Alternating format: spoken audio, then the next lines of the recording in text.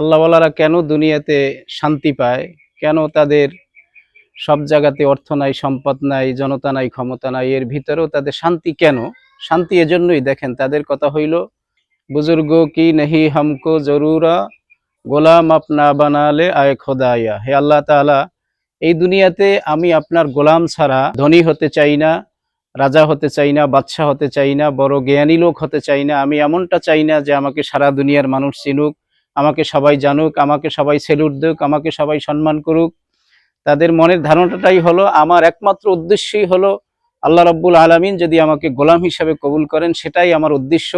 কে আমাকে ভালো বললো মন্দ বললো, এ দিয়ে তার কিছুই আসে যায় না। এজন্য তাদের মনের ভিতরে আমাদের মতো কোনো কষ্ট নাই। কিছু অর্জন করতে পারলেও তারা আলহামদুলিল্লাহ, কিছু অর্জন না করতে পারলেও আলহামদুলিল্লাহ।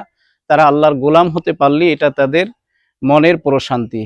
এজন্যই তারা বলেন, বুজুর্গ কি নেহি হামকো জরুরা, গোলাম আপনি বানালে আয় খোদা। ইয়া আল্লাহ তাআলা, আপনি আমাদেরকেও তাদের মতো করে কবুল করুন, আমিন।